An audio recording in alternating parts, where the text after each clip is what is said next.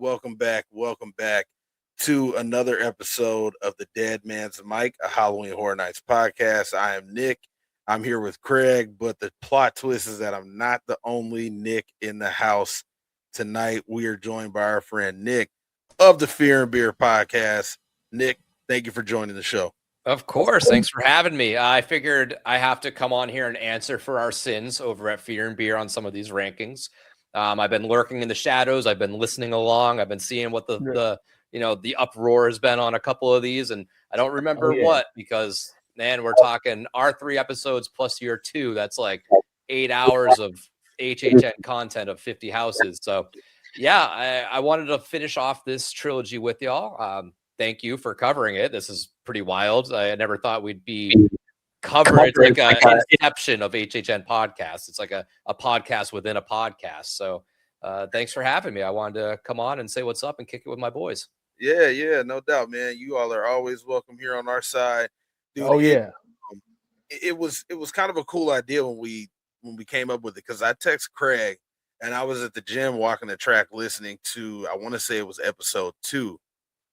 And I was like, they have a lot of similar thoughts to us, but you all also have a lot of different thoughts. And I think that really came from the way that you ranked everything and kind of averaging everything together. So I text Craig and I was just like, I have an idea, and I think like I'm gonna run it by them and see if they'll be cool with it. But we should react to their list and just talk about, not necessarily talk about your thoughts of those houses, but throw our own thoughts to it and try to further the conversation. And so luckily that idea has worked. We're here at episode 3, the finale of the trilogy. Craig, how are you feeling tonight? Hey, believe it or not, hey, we made it to the finale. We made it to the big one. From what we've been going over so far, it has been quite the stir of conversation, as you can see with the last episode. Me and Joe went back and forth. That was crazy, but that's like literally how passionate we all are as HHN fans, just to get on this conversation, just to see what we like, see what we don't like, just to get in on the good conversation. So I'm ready to get into this final tier of this list, and I'm ready to talk up some shop. So me, I'm ready to go. Let's go. So Nick, before we can even get into it, I mean, you told us right before we started if there was anything that we needed some answers on that we could ask you. So starting off at 17, and these are the top ranked houses here. That is Goblin's Feast. I would like to know your thoughts about Goblin's Feast, but also how did this end up being in the spot that it's in? I know you averaged everything. What were your thoughts on that whole entire house there?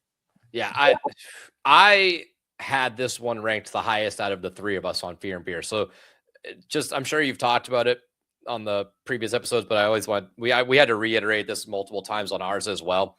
This was one list, but myself, Seamus, and Jamie all did 1 through 50 rankings, and we just kind of averaged it together. So something could end up completely different than what we ranked it. I was pretty close. So for 1 through 50, I had Goblin's Feast at 12. Jamie had it at 15, and Seamus had it at 26. So he kind of took it down a little bit, but my 12 brought it up pretty high. I had so much fun with this house. I think I was enjoying it more because I was not expecting this. It was just such a fun house. Now, it's not scary. There's some scares in there, but it was just chaos. It was such an obscure style and idea, right? It's like Goblins Thanksgiving, and they're eating us. Like, it's bananas. But I never had like a bad run. I think the characters helped a lot in this one. Not that they don't in all of them, but you can tell when people like the house they're in more so than others. We've seen that in the past, where it's like you just get the vibe that maybe they just all enjoy working together. They have good communication with one another. They play off each other pretty well. So for me, Goblin's Feast, I just had so much fun. I would love to go see this house again. Plus, it's a Dylan Colath house, so like the design in this thing was just insane.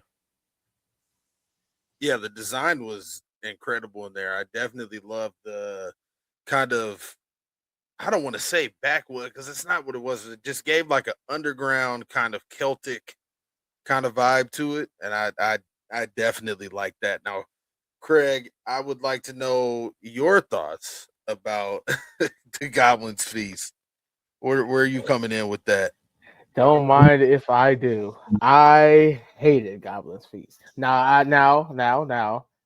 you know, um, Nick, with what you said, different people have different opinions about Goblin's Feast. Some people like it. A lot of people like it apparently, because when me and Nick was talking about it in the in the HHN group on Facebook, they absolutely obliterated us when we did, Oh, dude, because we got mollywopped, because they was like, "How y'all not like Goblin's Feast?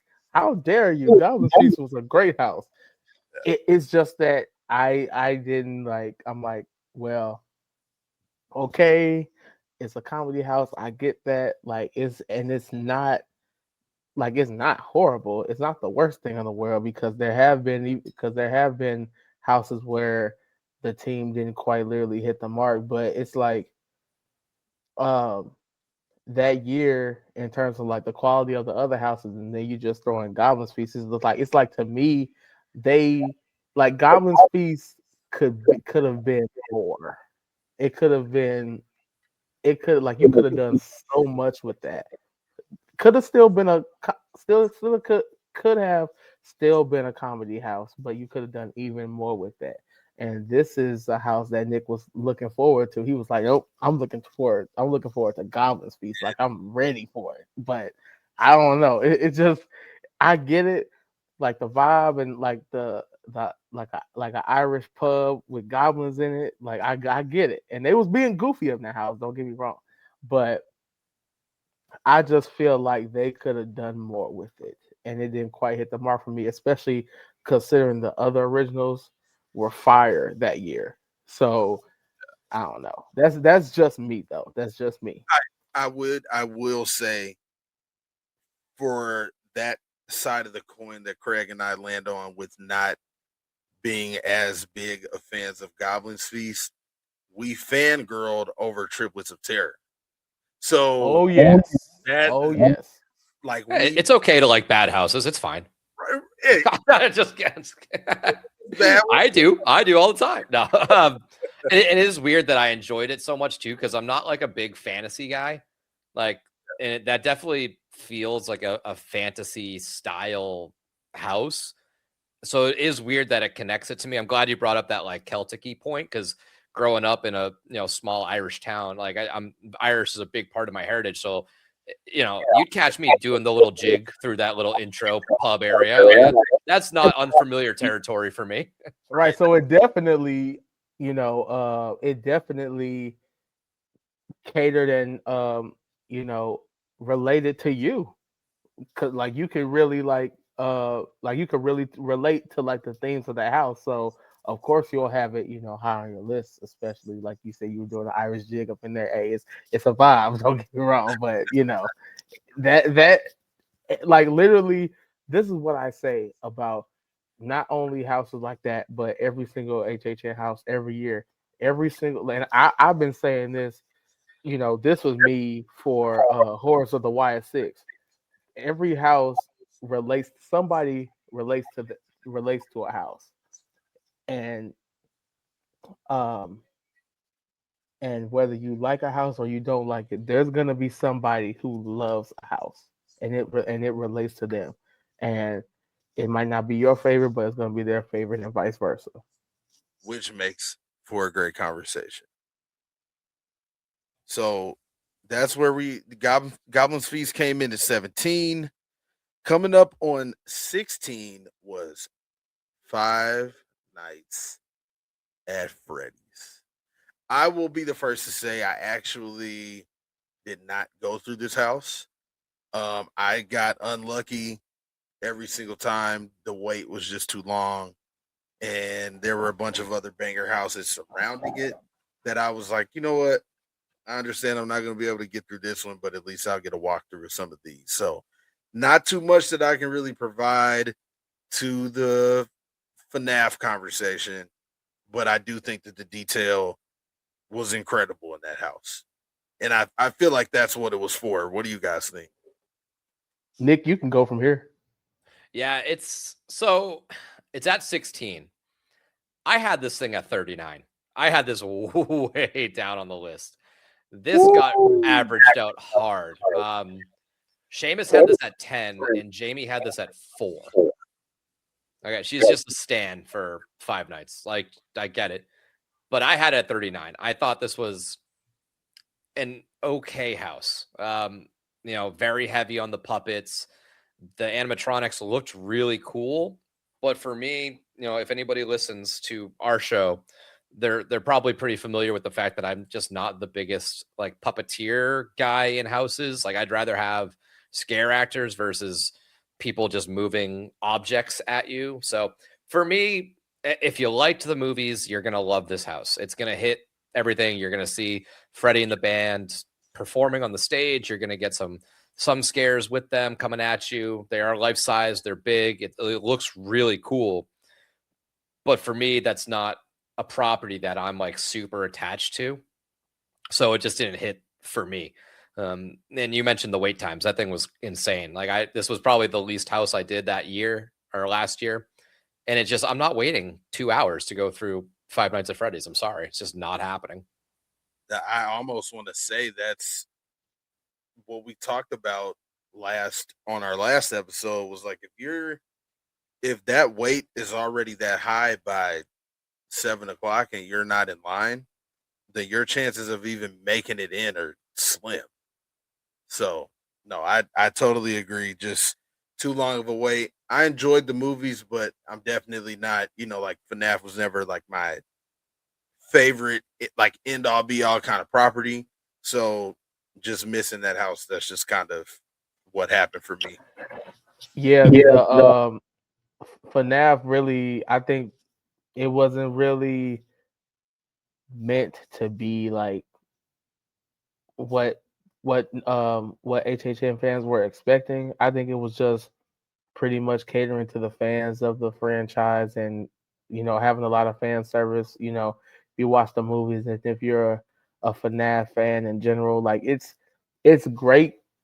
It was like I only did this house once, and that was on the very last night that we went to HHN. So um, I was lucky enough to even have the opportunity to even do the house period, considering the wait times, which were outrageous. But um, that just goes to show you the cult following and the fans that this franchise has.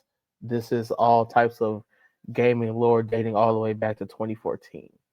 So you have those fans who've played like me, who've played the games back when they dropped in high school, and the fans of the movies. Now people love those, and now they want to go into this environment in this house, and I think that's what I ultimately think that's what they were trying to accomplish. Like Nick from Fear and Beer was saying, the animatronics were so dope. The puppeteering was, kudos to those people for, you know, uh, trying to maneuver those huge puppets because I'm pretty sure that was a challenge in of itself. But um, to be the attention to detail and to be in that FNAF environment was cool. It was great. You know, is it something that you expect from your regular HHN house? Absolutely not.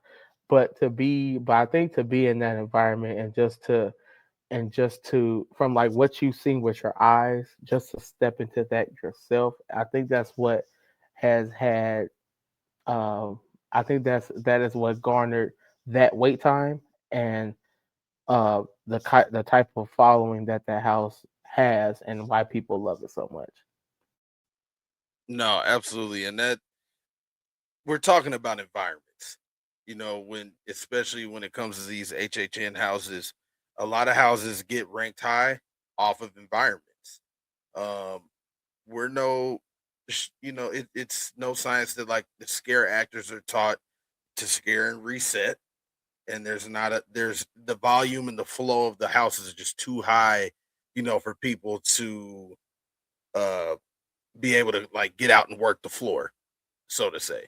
There is no cutting off the lines or anything like that. So I think from that standpoint and the high amount of volume of people going through 5 nights, it makes total sense, especially with everything that you were saying, Craig. And so, Nick, you got anything on 5 nights? Or you? No, I think I. Oh yeah. So me, this Nick. Sorry, you're Nick. No, I think I said my piece. It's just, it wasn't for me. No, I'm just not the biggest fan. Just wasn't for you. Yeah, makes total sense. Well, the next one was definitely for me, and that was my shit. Dolls Let's Play Dead. Yo, Hello. I loved this house. Nick Finally a house that you're looking forward to that finally hit the mark. I know, right? Yeah, Nick and I were talking before we started actually recording tonight. And what we talked about was I was worried that what happened to Chucky's kill count was going to happen to Dolls Let's Play Dead. And I will say I was in the wrong for judging, basically judging a book by its cover. Just by the artwork, I just wasn't sure when the artwork dropped. I was like, I want to be excited about this, but I'm just not positive. And I want to say, if I'm not wrong, I want to say that they dropped that one maybe right after we got Hatchet and Chains, like somewhere in that area. And so I feel like Hatchet and Chains really picked up steam when it was announced. And then to follow it with this, everybody was unsure. But I loved it. I loved how immersive it was. I loved how interactive it was. Also, there's just a lot of shit in there for the people going through the houses to do. If you find a different button, you push that, it starts another effect and things like that. And then the story behind it was cool too, because I went through it the first time and I was really just trying to take it all in. And so I actually completely missed the story. I had people asking me what I thought about it. And I was like, man, it was just cool. It was really unorthodox. There really wasn't a story there at all, but it was cool. And then later on, I hear all these people talking about the main character. I'm like, wait, I missed all of that. So I'm going to have to go through again. So I'm 10 out of 10 on Dolls for me personally. So shout out to Seamus. I think, Nick, you said Seamus really liked that. Glad we were on the same page. Yeah. He had this thing at number 7. He loved this one. I had this at 29, so like a little bit over the halfway point. I enjoyed it. It's a wacky house, that's for sure. I was kind of like you. I was a little like cautious on this one when it dropped. I was like, all right, it sounds cool, looks cool, but I've been tricked before. Like, it's just right. Chucky is going to play a part in it, because that is, as far as we knew at that point, like that's all we really could in recent years piece together what it could look like, and that was it. Thankfully, they kind of went a different direction with it. Jamie had this at 14, so like we had this kind of all over the place. It ended up at 15. You're welcome. You get to talk about it on the last episode, so it's a good one. I'm always excited about that. Always. No, Dolls was great. I was fortunate enough to press one of the interactive buttons where I think it was in like the electrical room where all the dolls were getting electrocuted, and it kind of vibrated the floor. That was cool. Yeah. So the like I say, I keep saying detail, but that's just something that the team does so well, because like it literally it's almost like they just sat a 9-year-old girl down and they was like, what let bring in one of your doll houses in the room so we can just and I just want to watch you play with it. Let's just see what happens. And then While we're talking about dolls, can we talk about that random ass clown that was like at the end? The clown, yeah, was hilarious too. Yeah, they played that part real good. Yeah, they did, and it kind of goes back to what you said, Nick, just about it being a wacky house. Like they could have placed anything anywhere, and it wouldn't have really killed the story at all. And I did like the way they did build the house, where it did almost make you feel miniature. Like a lot of the set pieces were these bigger objects where maybe you don't notice on your first run, but your second or third, you're like, oh shit, that's like a bedpost. Like that's how small we are. We're climbing underneath the bed, like Toy Story style. Like Toy Story, like the giant mouse trap at the Yep. beginning, things like that. Yeah. No, I definitely enjoyed Dolls. I just thought it was cool. Really cool concept. Wacky house, but it was fun too. So being able to go through there and have fun coming out on the other end, like laughing, but also just like there's some weird shit in there, like the easy bake oven style room where you feel like you're getting baked. Like, dude, that was crazy.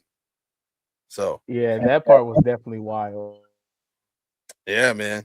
So shout out to Dolls Let's Play Dead. That was coming in at number 15.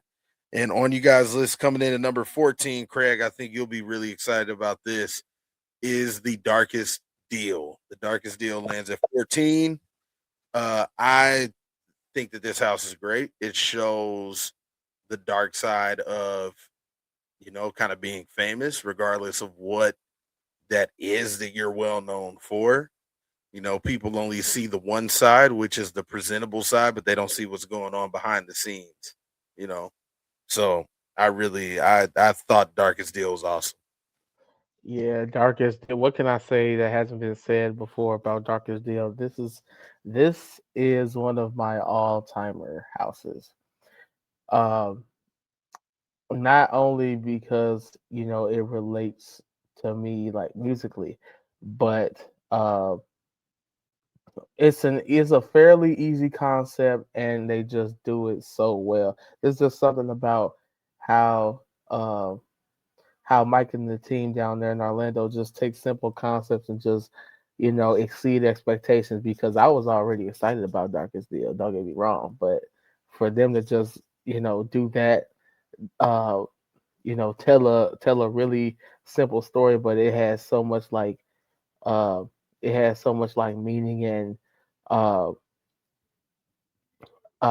not necessarily, well, yes, foreshadow, they had meaning, foreshadowing, and you can kind of you can follow the story pretty easily too. Um and like Nick, like you were saying, it's like you see the dark side of you see the other side of the coin towards stardom, and you can see that with with artists nowadays. All this talk about the Illuminati and how they like sell their soul to the devil for fame. That's literally what the Darkest Deal is.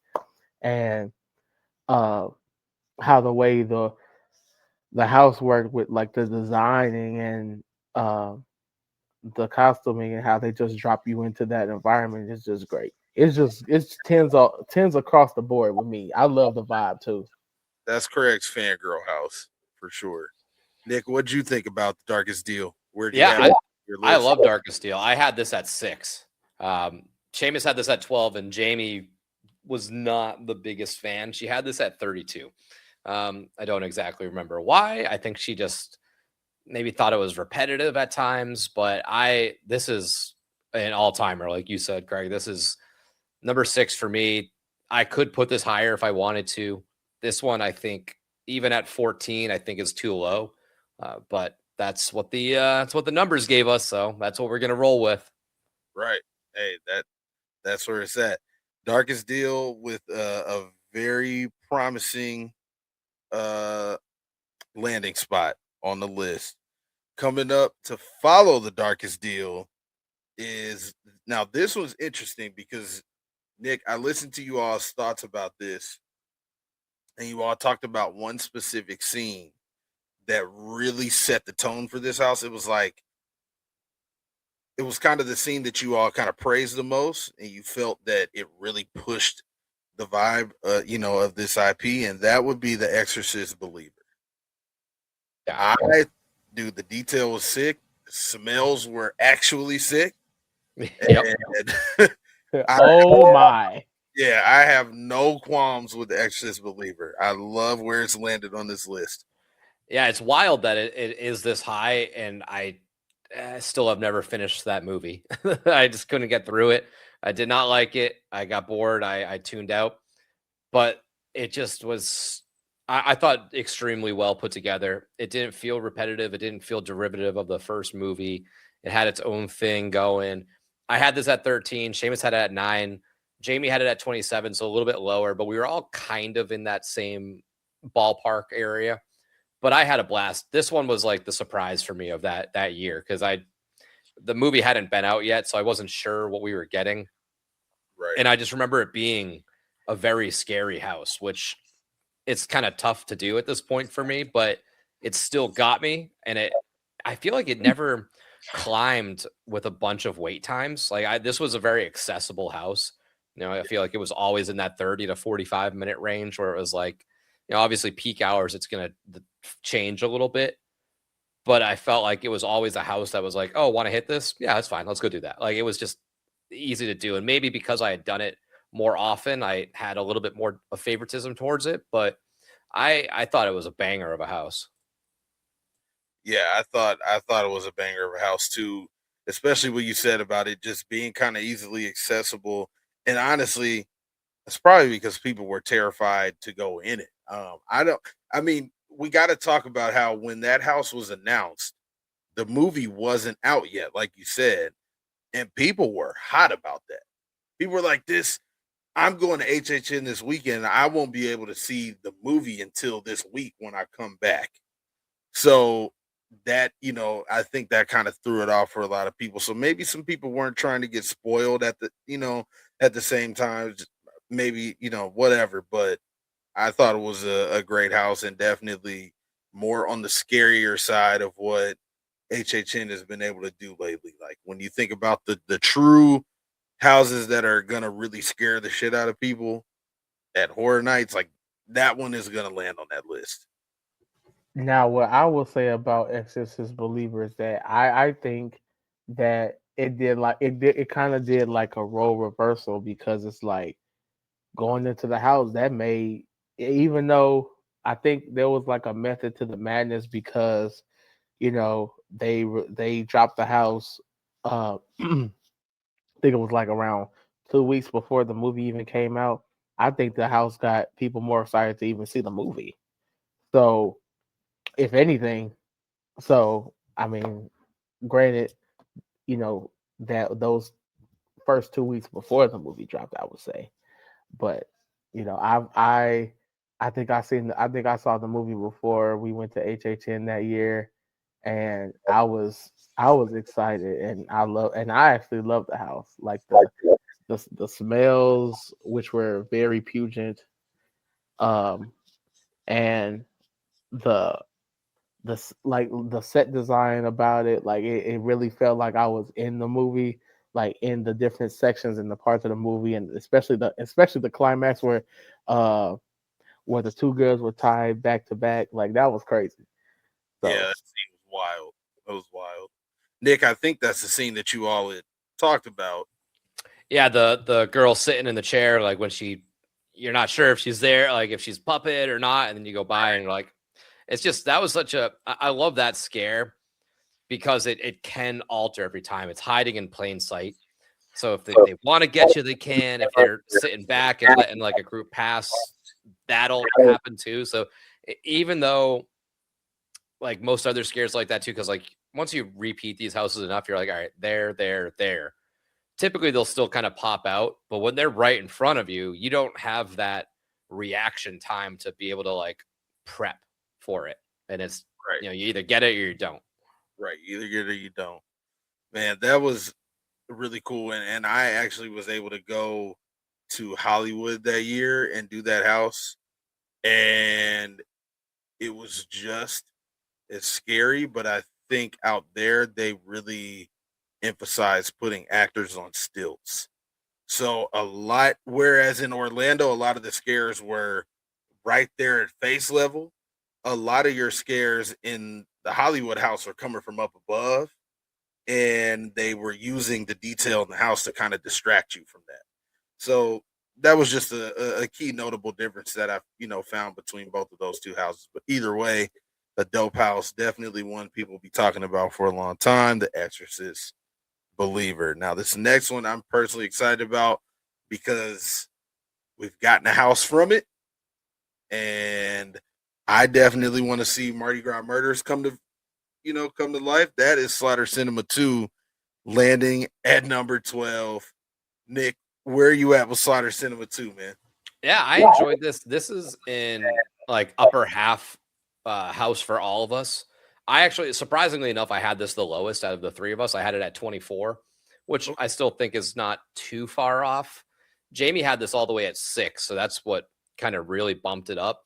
I had a lot of fun with it. It definitely, Slaughter Cinema is like a property that I feel like can come back pretty often and not get stale because it's going to always sort of be something different. I definitely have more fond memories of the first Slaughter Cinema, but this one still did present a lot of fun ideas.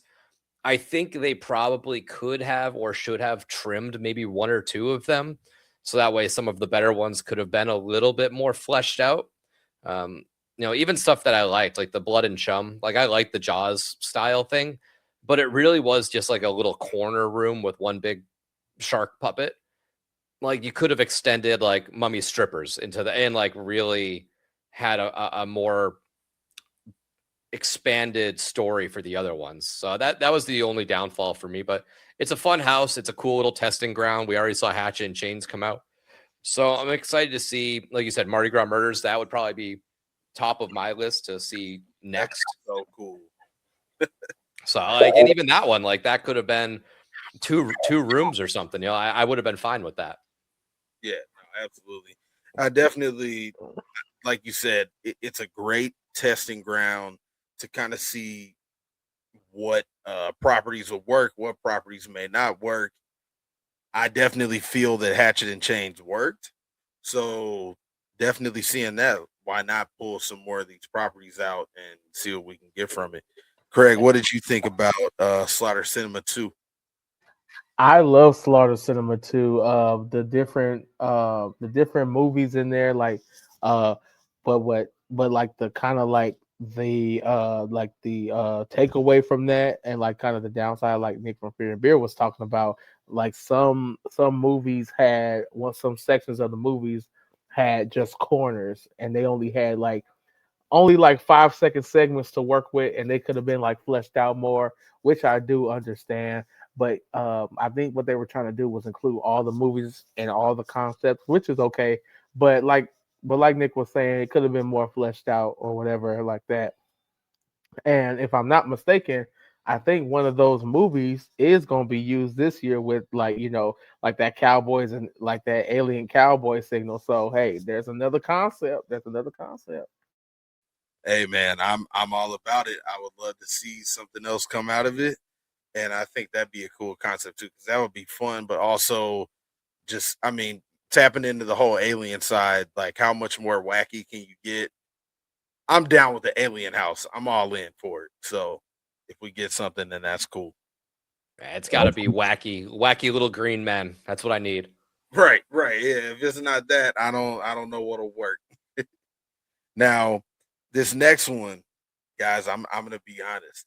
If I was a part of the true rankings here on this list, this one would probably kind of fuck the lineage up a little bit. Mine would be a lot lower on this, and that is Major Sweets Candy Factory. This one just wasn't for me. I don't know. I went through it a couple times. I feel some type of way about houses that are in that Fast and Furious area. I hate the break in between. And what I do like is that I want to say with Major Sweets, they started the house right there. So that's definitely a plus. I just don't I don't think that the theme just worked for me. I was thinking that it would be more, I guess, just a little more dark, a little more sinister. And to me, that one just felt a little more like Funhouse-esque. Like it was just a little bit too kind of cookie cutter for me. I think they could have gone a little deeper with it, but still cool. It just didn't rock for me too much. Yeah, I liked this one a lot. This one we all had it pretty close. I had it right at 11. Seamus at 20, Jamie at 16. The Fast and Furious queue is tough to work with. Most of those houses, it definitely hurts them more than helps them. I think starting at that little break was smart for this because storyline wise, like why would be leaving the building and then going back into the building like that? I'm glad that they skipped that because that would have been real awkward. But no, I had a blast with it. I loved the scare zone, so I think that I kind of carried over a little bit of love for it. But I had a good time. It was wacky. It was definitely a little bit of a different vibe than I had in my head. I thought it was going to be more wacky, more colorful, more Willy Wonka versus this like dirty, dingy industrial factory. So I was a little thrown off, but as I progressed through the season, like it did start to get attached to it. And the character design was really cool. There was a lot of different elements in it. It didn't, for me, feel really repetitive all too often. So that was one of the strong points for me, I think. Craig, what'd you think? With Major Suites, it wasn't as bad as you make it out to be, because I think that was, and that was a comedy house of that year, by the way. Uh, I think that the concept was pretty good. You know, children going to like a field trip to the Major Sweets candy factory, and then just things just going right. Major Sweets just being a really demented person and trying to, you know, uh make these kids into candy. I mean, that's pretty crazy. That's wild. But I think like it was like story wise, I think like this house was all over the place, like in terms of like many things happening all at once. Like it was very chaotic, but it wasn't chaotic in a bad way at all. It was just it wasn't really uh like it wasn't really like the world beater uh that it was. I think it was meant to be, because I like Nick from Fear and Beer was saying about like that scare zone. The scare zone was great. I love that scare zone. So I kind of think that those expectations kind of like um that kind of like deterred everybody from where when they went into the house, it wasn't like as it didn't quite hit the mark. But to me, I like the house by all means. But some people like it, some people don't, and I think that's just a matter of things. For me, also, I'll call myself out. I think after the way that I enjoyed Dolls, I think maybe if I were to go through that again, having the conversations that we've had, being able to really look back at the scare zone that it was, I probably would be able to appreciate the house a little more. And I mean, people were loving it. Like people were coming out of there and just being like, "This was awesome. It was fun. It's cool. There's a lot of cool stuff to look at." You And know, you know what? We basically went at the beginning of like toward the beginning of the season. So not too many scare actors and stuff were like acclimated with the house quite yet. So I think that's kind of what played a factor in that too, because the later you get in the season, that's why we were talking. That's why Hatchet and Chains kind of went up in our list, because the people were acclimated. The people were, they were used to their boot holes. They were used to their cues. So they was going balls to the wall. So, now, Nick, I don't know if you were there the night that we were there. I know you guys are usually at the event quite often, but whatever in particular night this was that we were there, the crew they had in Hatchet and Chains, they were just on. Like they were bringing that shit. It was Yeah, really. they picked it up pretty hard at the end. Like toward that definitely after that first month, once October rolled around, they were like on it. Yeah, and at first I thought that maybe that was just something that Craig and I had noticed going through, but then we saw so many people saying Hatchet and Change is our most improved house so far this week. Like it's really gotten better. So like like to piggyback off what Craig was saying, we definitely saw that house at the beginning, and to see where it might have been toward the end, that would have been a completely different vibe. So that's where Major Sweets lands. It comes in at what was that? That was number 11. So coming in at number 10, and I'm excited to talk about this just because, dude, the detail was insane on this one. That is The Haunting of Hill House coming in at number 10. I just love the detail. I can't even really push many more of my thoughts toward this. I'm such a big fan of the environments when it comes to these HHN houses, and just walking in and seeing that facade in there, that kind of sold me on it. So from a detail standpoint, that's where I'm at. I loved it. I think that's kind of like where people stand on like these Netflix houses. Well, these houses based on Netflix properties. This is kind of like the one that everyone loves and that has rave reviews because you got your Stranger Things, like of course that's Stranger Things, but this is Haunting of Hill House, like and you know people love the series too. So this house already came with high expectations, and the fact that they exceeded them and then some is across the board. Yeah, this one was not. I don't want to say split between us. I had this at 16. Seamus had it at 25, and Jamie had this all the way up at 3. She loves the franchise, like well, the series, but she loves all of the Mike Flanagan stuff, the Bly Manor, all that stuff. So like it's very much in her wheelhouse. But like you were saying, Nick, this is just so detail oriented. Yeah. Oh, yeah. Definitely. I was saying Jamie saved a few of these houses on this list. She saved some, and we'll get to a couple at some point where she did the opposite of. Yeah. No, the detail was awesome on Haunting of Hill House, man. It was just fun, and to see these properties come to life. That was really cool. And I want to say that was that 21 right out of COVID. Was that 2021 that This was this was at 30, so this was still with like the plastic sheets and stuff like that. Yeah. So how cool would it be? I don't think we will get a do over, but to see it without the plastic, just in full HHN house mode. Yeah, I'd love to see anything from Mike Flanagan. Another, whether it's Bly Manor or any of his other projects that he's got going on. I'd love to see them tap into his world again. Yeah, no, absolutely. Well, that is The Haunting of Hill House coming in at number 10. Coming in at number 9, this is Case Files Unearthed. Legendary Truth. What do you guys think about this one? Case Files was, it was low on my radar. I'm not even gonna lie to you.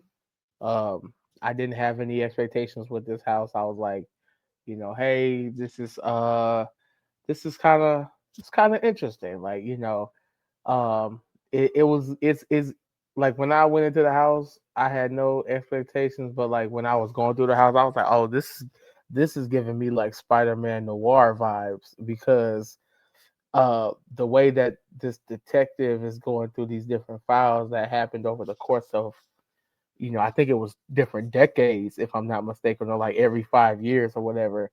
It was wild case after wild case up until it came to like the present day, and then he was in his own case. Like that was, and and then he ended up having he died, and then he ended up having like his own case file. That was crazy. So I loved it.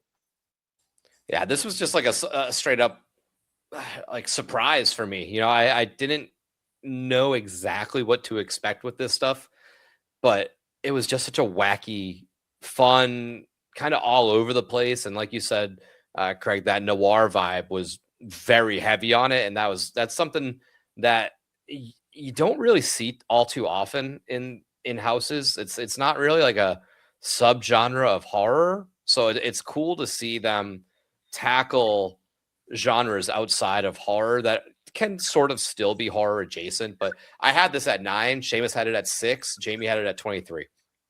So me and Seamus were fans. Jamie, it was in the top half for her still, so she still enjoyed it. But I think me and Seamus vibed with this house a lot more. Yeah, you guys definitely, y'all brought that one up for sure. Yeah, no, that one was definitely fun. Like you said, it was wacky and just kind of like all over the place in a sense, and just but the story behind it was really cool, and so it definitely earns a green check mark for me. So that was definitely a good one.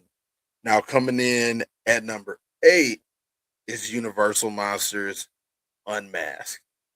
Now, this is the question here, because when it comes to Unmasked and Legends Collide specifically, I feel like that's a battle within itself. And I never know which one that I would put over the other. I love both of them dearly. I love seeing that this one landed so high up. But the detail was insane in that, and it was just really fun, man. It just felt like, the Universal Monsters house always feel nostalgic. It's always a reminder of how we got to this event that we love so much and where we're at anyway. So what do you guys think about Unmasked, man? I'm all pluses across the board on Unmasked. Unmasked, I love it. Like we like we were discussing in I think it was like an episode or two ago, how Universal just drops you in that environment, and this goes for every single Universal Monsters house, specifically Unmasked and Legends Collide, because even when you go into Unmasked and it just drops you in like this, I think it was like a like a London-esque town, and it's raining everywhere, and the guards telling people to go back into their houses because there's monsters everywhere, like, and they're wreaking havoc. Like, that already tells you, like, that tells you it's gonna go down, and that's exactly what happened in this house. Yeah, that shit was dope. That was just so cool. Yeah, what's cool about this house on this ranking list for us is maybe it's happened somewhere else, but it landed at a higher rank than anybody ranked it because of where everything else kind of went with the numbers. So it's at 8 on the list, yet I had it at 10, Jamie had it at 12, and Seamus had it at 14. So it grew in the list just because of other stuff. So it's funny that it landed higher than anybody had it. I enjoyed this house a lot. Now, Legends Collide is pretty divisive on our podcast. Seamus is not a fan. Yeah, I think Collide at 18. So I had Unmasked and Collide pretty close. But I definitely think Unmasked takes the edge compared to those two. I love those lesser done characters, and they were done so well. That like you said, that kickstart, that intro where it's like raining and you're immediately immersed into this environment. And that's what, for me, is a big part of these houses. I need to believe that I'm there to, like, take my mind out of the fact that I'm in a haunted house in, the back lot of Horror Nights and Universal. I have to pretend that I'm where I'm supposed to be. And that did such a good job of, out of the gate, making it known that this is where you are. This is what's happening. Yeah, as soon as you walk in, it's kicking off the way that it is. That is seriously, like, super important, especially for these houses, because you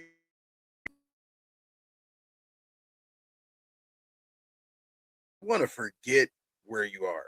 Like, you want to feel like you're part of this story that they're trying to create. And so, especially looking at the list and seeing the final few houses here, the atmospheres that come with all of these down this list it's just atmosphere immersion central. So that's kind of where I'm at with Unmasked. Craig, what did you think? I think Unmasked was great. Like Nick from Fear and Beer was saying, I really, honestly, I've been it's been messing with my mind between Legends Collide and Unmasked, and I I don't know who to give the edge to. Maybe it's because of they did a better job of immersing me into that environment coming into the house. But I think I got to give the edge to Unmasked because man, I can't go. I can't say anything that hasn't been said about that opening facade alone about Unmasked where they just dropped in that environment. They Universal was in their bag that year. They was in their bag. I cannot lie. So give props to them because and I think that having that expectation about how Legends Collide was so good and how Mass was so good that that just and I just feel so bad for Eternal Bloodlines because that's the weaker of those Universal Monster houses. Unfortunately, we was just spoiled those first 2 years. So I also think that Unmasked was just a bit more simplistic. Collide had so many different stories happening in a maze that took the exact same path. Like somebody else wins every time you go through. It just I don't know. Unmasked just felt a little more fun, a little more easy to follow. So I can also see, Nick, why you would say that Collide was a little more divisive on you all side too. Yeah, I think something that helped Unmasked too is, we had the compilation-y style one at 29, which had some of these characters, but everybody had just like a small little room. It wasn't anything crazy, but it definitely, I think, showcased the top tier ones a little bit more with Frankenstein, Dracula, stuff like that. And then you go into the Bride of Frankenstein, which is again those like top heavy classic ones. And then you go into Collide with Mummy, Dracula, Wolfman, again those big names. And then Unmasked came along and it was a little bit more refreshing because it was these people that we hadn't really spent time with or saw that much. So for me, that's what I think took the cake a little bit because I want to see those Jekyll and Hydes. I want to see Hunchback and Phantom, like those the lesser pushed monsters. That's for me what I kind of gravitate towards. Right, because they deserve love too. They're a part of the lineage. They're a part of the story. It just they have to get their shine as well. Now, coming in at number 7, we got to talk about Big Surge, man, and El Artista Spanish Haunting coming in at number 7. I loved this house. I think I was just kind of hooked from the Spooky Empire announcement and the way that Mike and the crew decided to roll out the announcement for the house, having an actor that's playing Sergio up there and really putting us in that atmosphere months before the start of the event. I loved the house. I rocked with it. There were actually some scares in there too, but that was a house where I really just loved the environment. I love to go in there and just get pulled into a completely different world. So I'm glad to see that this one ranked high. Yeah, I had this one up pretty good too. I actually had it right at 7. Seamus had this at 4 and Jamie had it at 22. So again, top half, but on the tail end of it.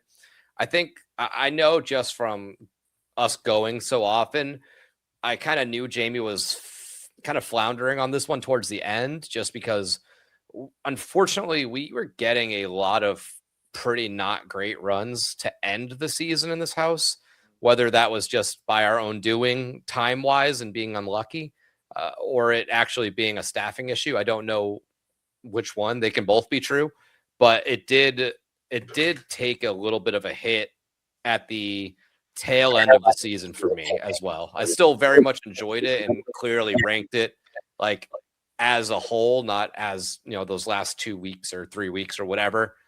But I could definitely feel the vibe kind of tapering off a little bit. Yep.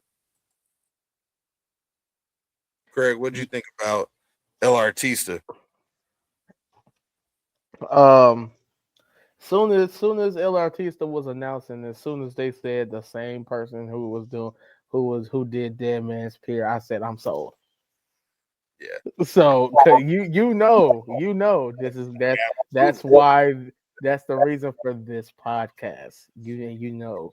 So I was already like, this is House of the Year right here. Like it is. But and that house blew my mind. Like and it actually took me and Nick a couple times to go through that house just to notice details. Like uh I remember when uh we were talking with Yurdy and he was saying, "Oh yeah, there's a gargoyle in there." I was like, "There's a gargoyle in there flying?"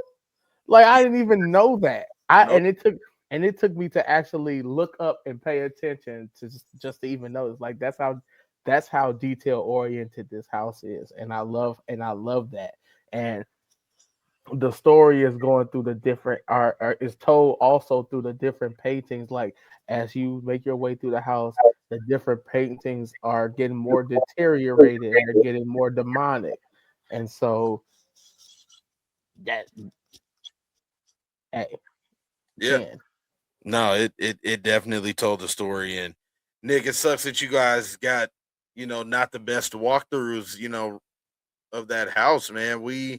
I feel like we had some pretty good runs there. I definitely think I know we for sure caught it on a cash change at one point. And I mean, you never want to catch it on a cash change, but that's fine. That's why you go back and go through it again. Yeah, that's the nature of the beast. It's we had a lot of really good runs too. It came out of the gate pretty good for us. So like we had seen it at what it was supposed to be, but it did kind of taper off a little bit. But again, it happens. It's scare acting fatigue or whatever you want to call it. It happens, more often than not, and that's no fault of anybody. It just is what it is. It's part of the game. But we saw some really good runs in this house as well. So I can kind of average it out and judge it based off of what it can be and what I did see it be. It's not all potential. I saw really good runs as well, but I did see some not so good ones as well. Cast changes, missing goo holes, whatever. Right. Yeah, it's a long night, especially, in the heart of the season, and you never know what you're gonna get. Sometimes you'll get some good runs, sometimes you won't. That's just like you said, that's just the nature of the beast. So definitely love seeing LRT still where it landed on the list. This next one I'm pretty excited about, man. That is the Puppet Theater. Puppet Theater I thought was just so much fun, man. Fun, cool, sinister. It's exactly what I would want to see from that kind of like that dark circus vibe. It was really cool, man. And I love the detail too. I would say, in terms of puppet theater, this was a house I wasn't really like. I was like, puppet theater, that's cool concept. I wasn't really like, I wasn't really, oh, like, yeah, this house is gonna be a banger. Like, no, I wasn't going into the house with that mindset. But coming out, you would have thought that was the house of the year, honestly. So, um, and even watching it back now, it still holds up because that house Yeah. really played into the themes of the puppets taking over and using the humans as the puppets and stuff, and like and that's such an easy concept that is to follow. They just did so well with that. Yeah, this one, it was definitely a little bit of a surprise because I wasn't sure exactly what we were going to get. Uh, all of us universally loved this one. I had this at 8. Jamie had it at 5. Seamus had it at 13. So it's all very high regard. It had scares. It had atmosphere. It did stuff in a tent house that I didn't think could ever be accomplished. And what a banger sprung tent area, because you had puppet theater and then you had wicked growth right next door, and it was just like the little perfect 1-2 combo. Dude, that lot was popping that year. Like both lines were sick that year. Yeah, it was a vibe for sure. And this one just, we've talked about a lot on this episode about that atmosphere. This brought you in there. It made you think you were in this rundown theater in San Francisco. There was an earthquake, it collapsed. It's, they're all dead, they're all trapped, whatever. It just really, felt really refreshing because it was again, kind of like how with Case Files, it's such an obscure topic to cover. Like in Haunts, you get a lot of similar things that happen. You always get these post-apocalyptic, you get zombies, you get, aliens, whatever. A puppet theater, like that's different. Like that's a whole different bag of tricks that they're reaching into. So I love their ability to take these concepts that could be non-horror and put a twist on it to make it actually work. And they nailed it. Yeah, no, they definitely nailed it for sure. Craig, you got any thoughts? I mean, I know you kind of said that it really wasn't on your radar, but I think it was there. Yeah, even for it not to be on the highest on my radar that year, and coming out of it now, I'm like, wow, like that house really blew my mind. Considering what I thought about it at first, now I got a newfound appreciation about it because they really like Nick from Fear and Beer was saying, they did really pull off some things that I thought could never be done in a sprung tent. They did their thing with that. Not even gonna lie. So Yeah, props to Puppet Theater doing a banger indeed. Indeed, and we're gonna stay right there on the same lot because the next up was the Wicked Growth, Realm of the Pumpkin. Hey, this was another one. I mean, that's a 1-2 punch right there, just going back and forth between those two houses. If you didn't do anything else, like you're gonna have a blast down there. Um, Wicked Growth was cool, man. It just, to me, I have to be honest, it kind of gave me the vibe of just what Halloween is supposed to be, or what you think of when you're raised as a kid. When you're coming up, you're thinking about Halloween, but you come in and all those pumpkins are everywhere. Like that transports you back into just that classic Halloween feel. And so, for me, and then you add the story of what it's about right there. It was awesome to me. I thought that one was really cool.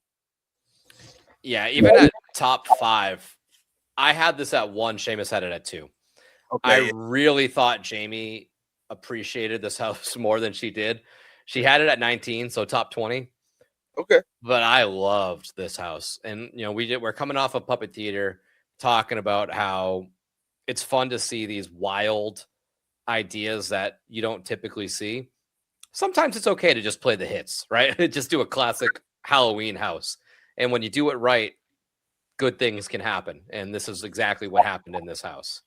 Yeah, no, good things definitely happened there with the Wicked Growth. Craig, what are you thinking about that one? And keeping on track with the doing a classic Halloween house. There's nothing like Halloween nostalgia. Everybody wants to go back to the time where there were pumpkins everywhere, and everybody got a pumpkin on their front porch, and everybody carving and stuff like that. And mind you, this was the origin of the Pumpkin Lord. So right. You can't go wrong with that. And and believe it or not, this is a cult house done right, because you had Spirits of the Covenant, which wasn't as good. Then you have Fiesta de Chupacabras, which was good. And I think, they hit it out the park with Wicked Growth, because having that classic nostalgic feel, along with, like people being the cult of the Pumpkin Lord, like it's a simple concept, but yet they knocked it out of the park again. So yeah, no, Wicked Growth Realm with a Pumpkin is one of them ones. Yeah, no, absolutely, definitely one of them ones. I had a blast with that house for sure. And now this next one, I think I'm gonna start fangirling before I can even get the name out. Coming in at number 4 on the list was Dead Man's Pier, Winter's Way. Yeah. Dude, the inspiration for the name of our podcast came from this house.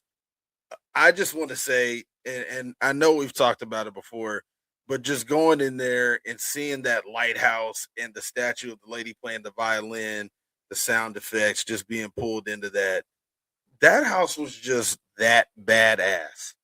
That as much as I would love for them to run it back, I almost don't want them to because I don't want what that original experience was like to ever be tainted, you know? Like it was that like don't touch it. Don't touch it ever because that's how good it was. Like my see, I use this expression a lot when I say my jaw was on the floor. Every time I enter into that house, my jaw was on the floor. I could not believe what I was looking at because it was I honestly thought I was on a wharf somewhere in Alaska because I'm like, what's going on here? Like, and then the violinist just they got it. They got it that year. I loved the reason for this. The reason for this podcast alone doesn't even do it justice because that house was beautiful. Like there were some scares here and there, but it's just like you got to use your senses with that house because that house was gorgeous, man. And you would think I'm talking about a woman. I'm talking about a house. the house. Nick, what'd you think about Dead Man's Pier, man? It came in at number 4. Loved it. I again kind of like Wicked Growth. Seamus had this one at 1. I had this one at 2. Okay. Jamie had this one at 13, I believe it is. So still respectable, but we're coming off of 5 and 4 are me and Seamus's 1-2 combos, and they're not 1, 2, or 3.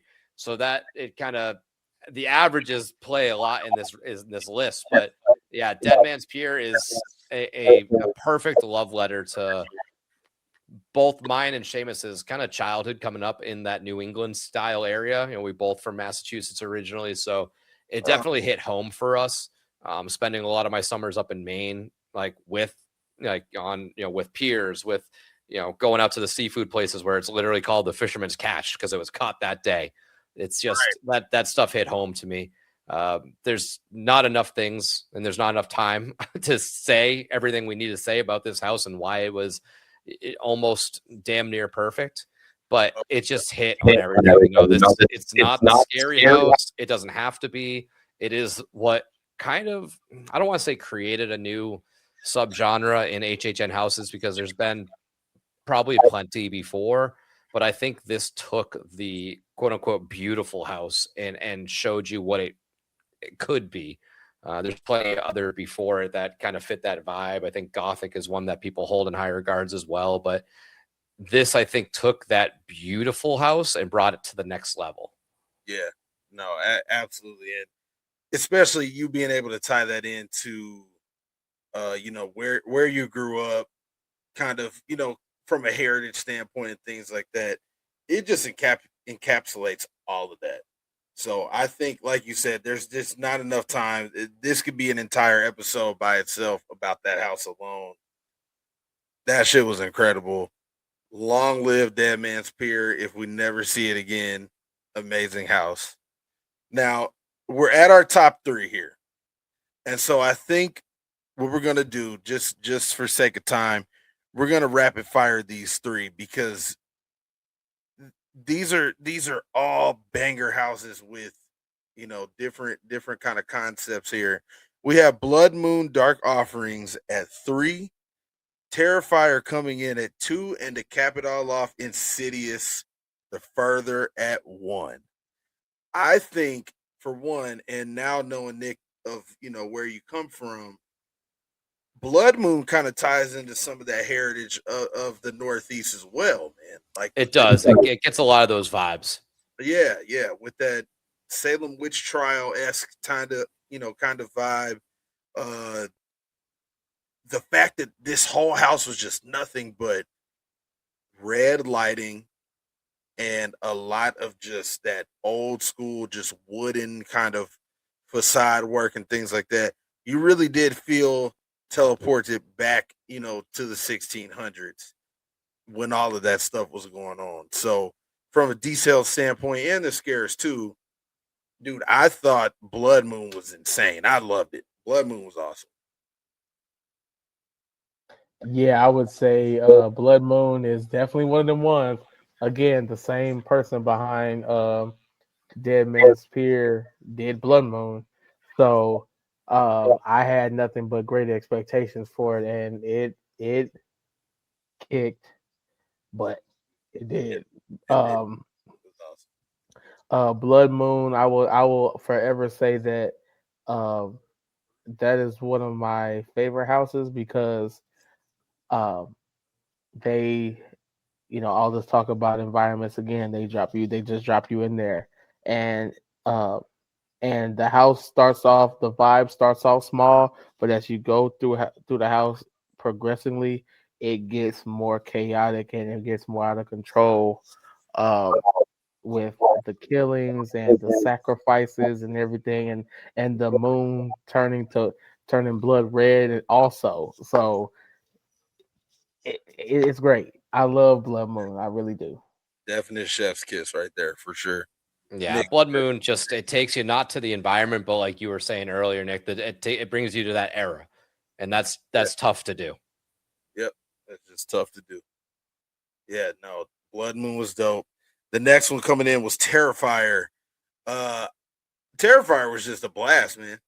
It was fun. I thought that the two different paths, the wet path and the dry path, were an experimental move that definitely worked and definitely kept people engaged and wanting to come back and go through it again. Not to mention that we know the Terrifier fans always show up, and so I definitely the worst kept secret in HHN history for sure.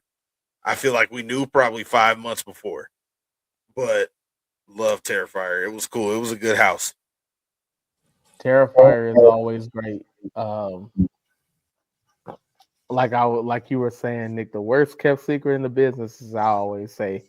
Um, so even then, you truly didn't know what to expect, even when they came to Midsummer and just pretty much explain how the house was going to go, because not really, you know not too many people knew what they were going to do, because they knew how wild and outrageous and crazy those movies are. Right. So you really didn't know what they were gonna do. And when John Murray came on stage and said, yes, we're doing everything. We're doing exactly what they do in those movies, and we're not catering to the casuals on this one. Like, we're going balls to the walls action. Exactly everything will be included, and I think that's kind of like what made people, like, that don't even like Terrifying. It's too much for them. That's what made them interested, just to go into the house anyway, just to see what they would pull off. And props to props to the team, because they did an amazing job. Like, that house very much deserves its ranking, I'll tell you that. Yeah, even having art roaming around the park everywhere, just being an asshole everywhere like that. That was perfect. That pushed it another level. So Yeah, they didn't pull any punches in this house, which is something that I do appreciate. They didn't shy away from any of the wacky stuff in Terrifier that normally probably wouldn't make it into a house, but I think it was just fun. There was a fuck ton of arts in there, but it never was repetitive. It was always a different art. So that helped the house for me. It never got stale. Obviously he's got a shtick, he's just goofy, wacky, crazy. Like, he doesn't talk and that, but there was always a different version of him or a different prop. So it was always like, all right, well, what's around this corner? What's around this corner? And the fact that they brought out Soundstage 25 for this thing showed how much faith they had in this, and how much ground they wanted to cover. So I was very happy with what we got. Now, maybe it's a little bit of recency bias having this thing up at number 2. That's, we'll never be able to tell, right? If this came out at H81031, would it be at number 2? I don't know. Maybe not. Who knows? But we can only do with what we have. Yeah, man, that was an awesome house, and definitely an awesome asset to 34. I think it was really what pushed 34 and made it as big as it was. Because what do we have? We had Terrifier, we had the Wyatt 6. Those weren't our only 2 IPs though last year, were they? FNAF. Oh yeah. FNAF. So Jason and Fallout. Yeah. So Terrifier definitely held its own. It was the scary IP. Jason too, but Terrifier definitely went hard. So to close it out, we have Insidious the Further. Guys, I thought it, just the intensity factor and the scary punch that it had. I thought the Insidious the Further was awesome, and I have no qualms with this landing at number 1 on the Fear and Beer list. This is my no, wait, go ahead, Nick. I was just gonna say what is interesting is we talked about earlier when I said Unmasked was like landed higher than anybody ranked it. Nobody ranked this at number 1. I had this at 3. Jamie had it at 2. Seamus had it at 5. So it does happen a couple times. Like maybe I just didn't pay attention throughout the list to make note of that earlier, but it happened here at number 1. It's just because it averaged out so high amongst everybody else that it created a little gap for itself. But yeah, this was, I loved this one. Yeah, it was fun, man. Yeah, and so if people know, like Insidious is, I already love the movies. I love the franchise. That's one of my top, horror franchises of all time. So yeah, right when it was announced, I was already excited. I was. So color me surprised when I like when before we were even going, it was going viral on TikTok, people saying that it was the scariest house they've ever been to, and it was the scariest house that HHN has ever done. I was like, oh, I'll be the judge of that. And boy, was I scared, because I was terrified. That house terrified me, and not too many houses can do that. But they dropped Craig a couple of times. They dropped me hard, especially that quadruple scare at the end. And the red room with the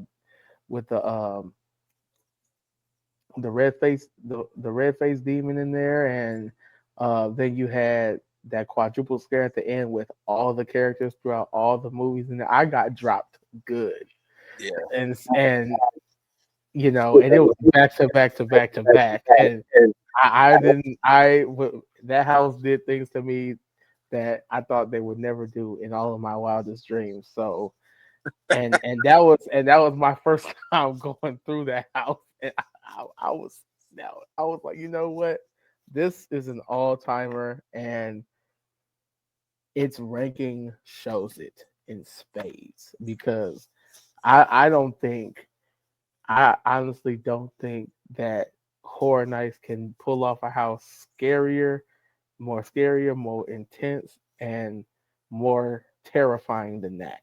And if they do, hey, color me surprised. But Insidious Into the Further, that's the one. That's the one. Yeah, this house was just relentless.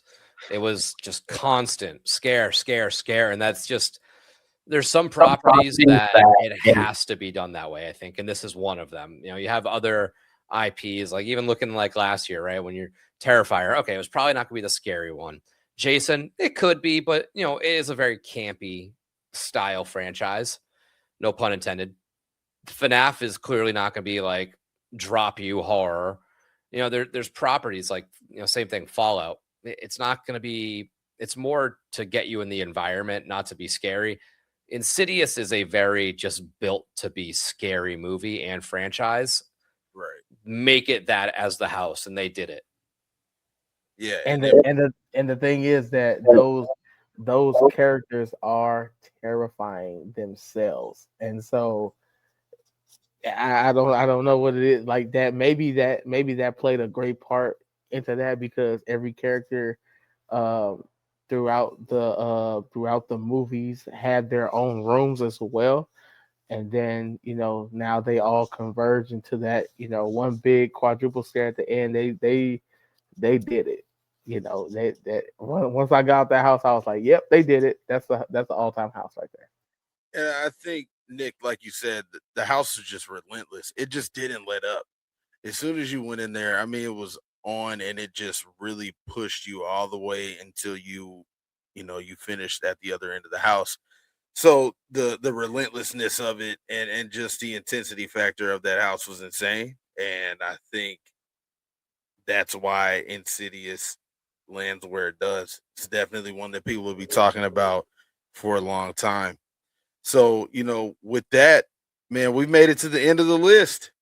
That is the end of the trilogy of the reaction episodes, reacting to the Fear and Beer March Madness, even though it's April now, but don't worry about all that. Haunted House list, man. Nick, thanks for letting us tap into you guys' list and kind of pick you guys apart and hop into these different houses and share our thoughts as well, man. This was a lot of fun for us. No, thanks for doing it. I mean, it's wild, right? We just kind of you shot us the message. I was like, oh yeah, dude, go for it. I'd love to hear the conversations around this style of episode because we might not have mentioned it on the episode, but we mentioned it before where anybody that wanted to do this kind of thing, this list, it's going to be completely different. It's complete. Every house speaks to somebody differently. There's 10 houses at this event. You're very hard pressed to find somebody that goes there and says all of these houses suck. I hate all of them. Like you're gonna like some, you're gonna dislike some. It's a preference thing. So it's fun to see other people's opinions as to like what's good, what are your likes, what are your dislikes. It's a fun, definitely conversation piece. So thank you for chiming in. I love hearing the back and forth on where this should go, where this is at, where you like stuff. It's like I said, I love listening to people talk about this as much as I like talking about it myself. So it was really cool that you all did that. Yeah, no, seriously. And what's cool about it is that we're gonna get more houses, we're gonna get more HHNs, and then the list can only grow. Yeah. So we'll do this again in 5 years. Let's do another top 50. Give it another 5, and then we'll run another trilogy back for sure. Nick, do you want to tell our audience where they can find you if they are not following you guys' show yet? Anything you have coming up? Anything? Yeah, sure. If you search Fear and Beer Podcast, we should pop up. It's we're most active on Instagram and Facebook. You can check us out on any podcast listening platforms, whether that's Spotify, Apple, Google Podcasts, Amazon, whatever. It's all over the place. If you like watching your podcasts, we are on YouTube. You can find all of our videos there. We'll drop random vlogs every now and then if there's any like events or something special that we're visiting. As far as what we got coming up, I know this week's episode, we're going to be talking about the newest speculation map that Horror Night Nightmares dropped on Easter.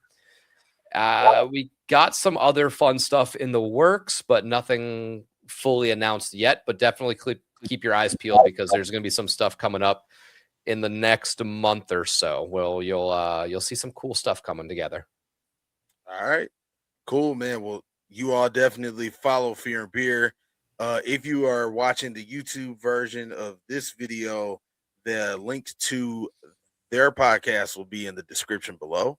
So make sure you go click that, go follow them, buy a t-shirt. I just snagged one the other day, by the way. Oh, yeah. Appreciate it. But yeah, man, definitely tap in. We've got some t-shirts on sale too. If you guys want to buy one of those, it always helps to support the platform, support everybody, man. We are so excited to be in the fog this fall, and we can't wait just putting these episodes out to get us there, So with that being said, this is Nick. I'm here with Craig and the other Nick in the house, Fear and Beer. And we appreciate you all, and we will catch you on the next one.